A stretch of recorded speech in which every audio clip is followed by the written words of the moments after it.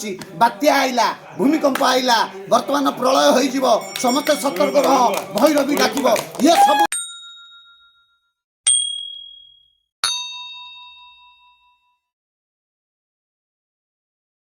तुम बुझ 1500 शताब्दी रे आनाटोमी उपरे लियोनार्डो डैविन्स मला शब मानकु राति रे टॉर्च भी सेतेले नथिला दीप लाइट रे प्रत्येक शरीर प्रत्येक डेड बॉडी रो शरीर को काटी सेल गुड़ाक बाहर करी ताकू सी चित्र विचित्र करी थोइथिबारु आज गोटे इंजेक्शन दिया होछि कि आज गोटे सालाइन टे दिया जाइछि तमे बंचुच लियोनार्डो डैविन्सी 1500 शताब्दी जी मोनालिसा बोली गोटे चित्र आंकी देले जो चित्रटा हसुची कि कांदुची एपर्यंत पृथ्वीर कौन वैज्ञानिक नासा भी ताकू सिलेक्शन करि पारुनी जो चित्र बर्तमान समग्र विश्वर गोटे चित्र से पृथ्वी की पकाउची उठाउची जो चित्र रे तीनटा ब्लैक होल अच्छी आकाश रे अच्छी दुईटा ब्लैक होल पृथ्वी रे अच्छी गोटे ब्लैक होल जो चित्र लियोनार्डो डैविन्सी चित्र मोनालिसा से मोनालिसा रो गर्भ रे एबे भी गोटे एलियंस वाली गोटे चित्र रही जाइछि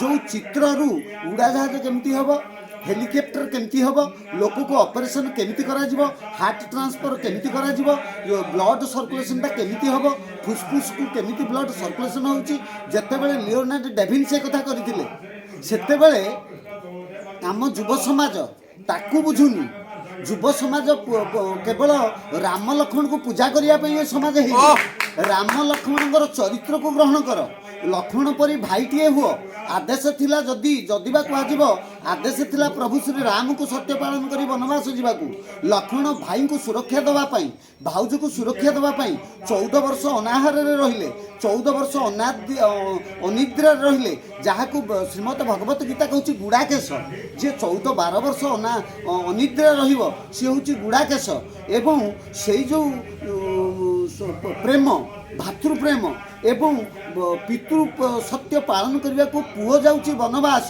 स्त्री राणी होकर आसी किए भूतत्व जन्म होती माता जानकी सीता ठाकुराणी भूतत्व जमी जन्म हेले भूमि एवं जल तत्व मूलाधार चक्र जन्म नेले किए सी हूँ भूमि तत्व सी हूँ माँ सीता ठाकुराणी एवं तापर आइला जौनेन्द्र जहाँ को आम कहचे स्वाधिष्ठान चक्र जन्म हेले जलरू माँ महालक्ष्मी समुद्ररू एवं अग्नि तत्व मणिपुर जन्म हेले अग्निकर्णी जाज्ञेश्वरी माँ द्रौपदी एवं हृदय चक्र वायु जन्म ने पंचतत्व 5टी माँ जन्म नौ वायु जन्म नेले किए ना वृंदा एवं आकाश तत्व कंठरे अच्छी एथि जन्म नेले किए माँ जगज्जननी जोगमाया जहाँ को आम विश्वरूपा बोली कहूचे विश्वरूप एवं विश्वरूपा ये दुई केवल ये आदि अनादि ये आदि अनादि खेल एत बाट गला एवं से आदि अनादि दुईटा जगह आम गोटे पटे नौचे गोटे पटे छाड़ुचु माया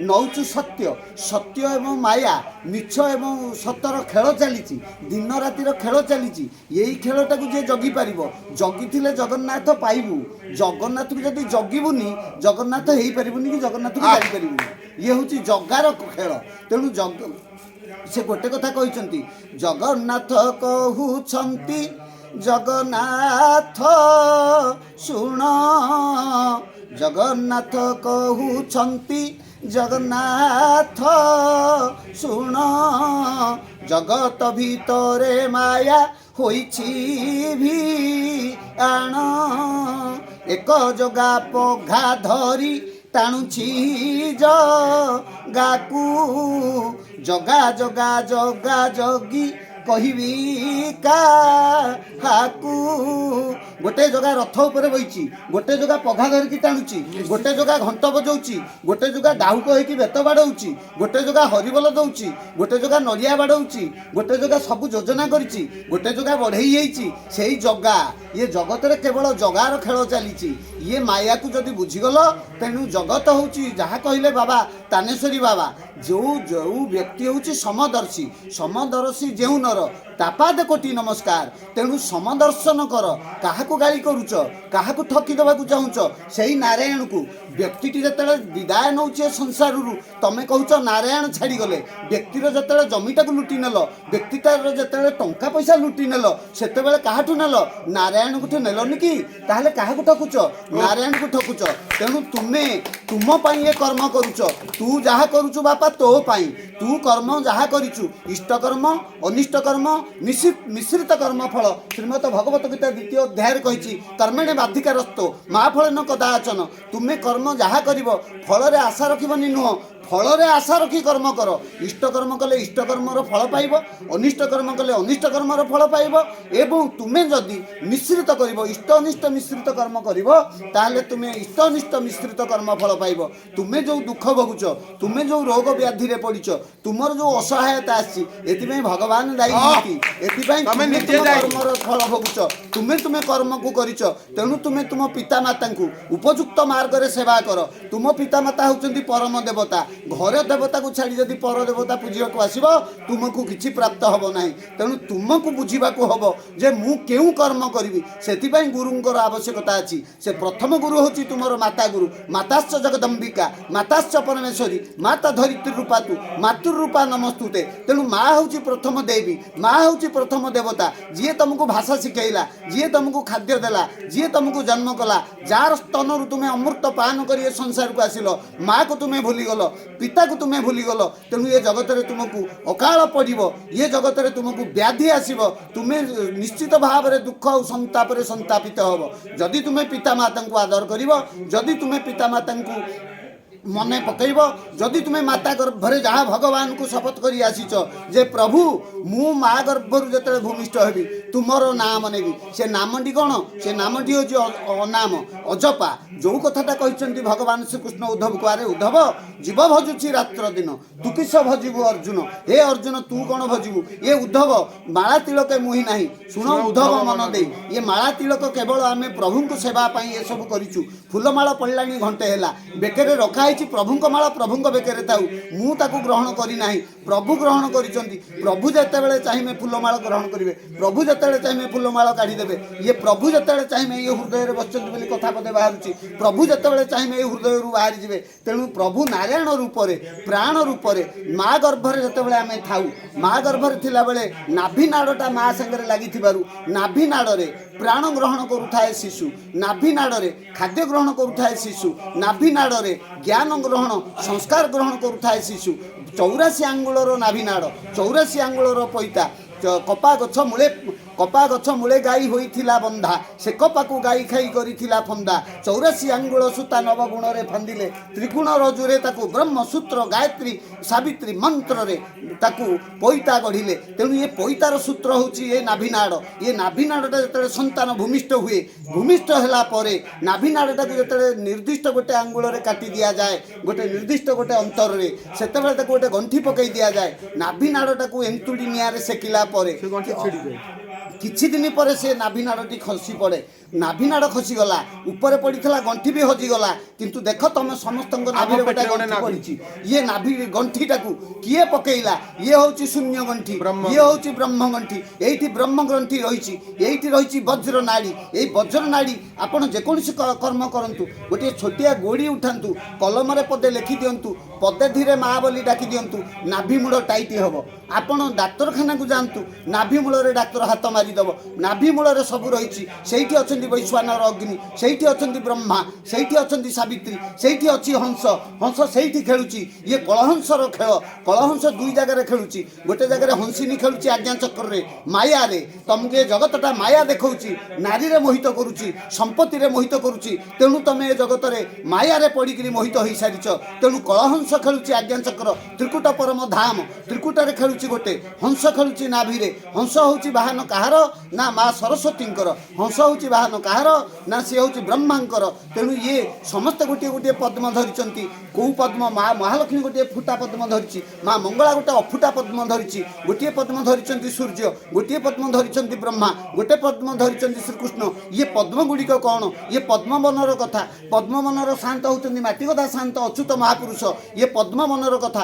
ଆମର ସବୁ ପଦ୍ମ ଗୁଡ଼ାକ ଓଲଟା ରହିଛି। ये पद्म को ओलटेवा पुणी ता केशर रे जो मंत्र रही से मंत्र को कर्णरे शुणा तुम्हें जदि कठोर भाव में ध्यान कर तपस्या कर कुंडलिनी जागृत कर वायु साधना कर निश्चित तुम्हें दिन ना दिने यही युवक परी ये जो माँ अच्छा जी जन्म कर आदित्यानंदाचार्य को जी जन्म कर जो माँ जो पिता तांकर पदार बिंदरे कोटि प्रणाम कहीं से अनंत गर्भ कहीं से पुण्य गर्भ से पवित्र गर्भ से ज्ञान गर्भ एमती संतान जन्म करने को हेले तुमको तपस्या करने को पड़ो तपस्या नथिले साधु तुम घर बाहर गोटे साधु जदि घर बाहरला गोटे बाबाजी जदि बाहरला 7 जन्म पर्यंत जमीती भगीरथ गंगा को आणिले गंगा केतेबेले गंगा हेले 5टा नदी मिसिला परे जाइकी गंगा गंगा होउचंती प्रथमे से विष्णु तापरे रुद्र कर्ण तापरे रुद्र तापरे एमती गोटे गोटे हे 5टा जतले नदी तांको देहरे मिसुची सेतेबेले से होउचंती गंगा भागीरथ प्रथमे आनिचंती गंगा को कोठू ना गोमुखरु तेणु गोमुख कौन आमर मनुष्य शरीर रे गोमुख कोठी अछि गंगा कोठी बहुची ये 5टी नदी पुणी मिसुचंती केमिति तार बाहक केमिति हबो ता भितर को केमिति पशिबो ये तत्व भितर को आमर समाज जाइछि पंचसखा माने जाइछंती ये तत्व लुचि जाउछि केवल लोकन को डरेई दिया जाउछि बात्या आइला भूमिकंप आइला वर्तमान प्रलय होई जिवो समस्त सतर्क रह भैरवी डाकिबो ये सब मिछ गोटे सत्य जे तुम शक्ति को धरिकी आगु बढ़ देखिबो ये जगत तुमको नहीं आगु को जीव आमर पिता होचंती पंचसखा आमर इष्ट होचंती प्रभु श्री जगन्नाथ जा पाखरे गुरु निजे जम ता पाखरे पशि पारिबनी जा पाखरे गुरु थिबे जम आसिकी दूर ठिया हबो मरणरू केवल अटकाइब जम यही जितेबाला आसला से जो कौन अजिति जो पिला अलेख गीत गाउची यही आपण पाखे थिला मु यही कहली आपण थिले तोर आउ अल्प दिन रहिला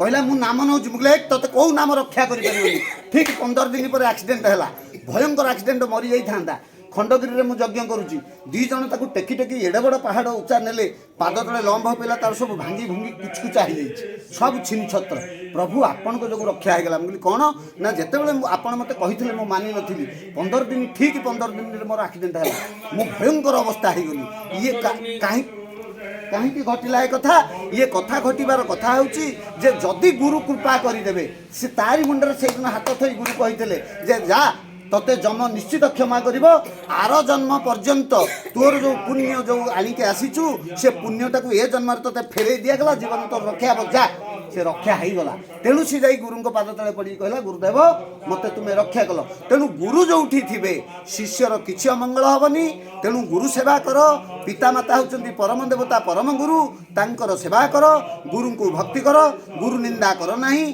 3टी जिनिस को गुरुत्व दियो गोटे हूँ अग्नि अग्निर निकटतर हेले भस्म हम पोड़ी जलिज गोटे हूँ गुरु गुरुंकर निकटतर हेले गुरुंकर आचरण उपर संदेह हम गुरु तो मानवीय लीला करती गुरु मानवीय लीला रे जदि तमें देखिल गुरु मानवीय लीला करुच्ची सेतेबेले तमें गुरुर बेसी निकटतर हम गुरुर आचरण उपर तुम संदेह हम जितेबाला शिष्यर गुरुर आचरण उपर संदेह हम से से गुरुद्रोही हम तेणु गुरु ठारू जी आवश्यक से दूरता मेंटेन कर अग्नि ठारू दूरता मेंटेन कर राजा राजार निकटतर हेले निर्दोष तुमको दंड मिल तेणु राजा गुरु अग्नि एमानक ठारू दूरे रुह एवं बाइधंक भाव में ग्रहण कर जगत नारी को एवं विश्वाती भाव में ग्रहण कर अर्थ को तेणु माँ जगत जननी सबु माँ को माँ भाव में ग्रहण कर ताकू तुम्हें जो भली भाव में हृदय धारण कर से भली भाव में तुमको कृपा कर आज माँ विरजांकर हूँ प्रतिष्ठा उत्सव ये तानेश्वरी वनपीठ में माँ को मुंडे 5 देवता रही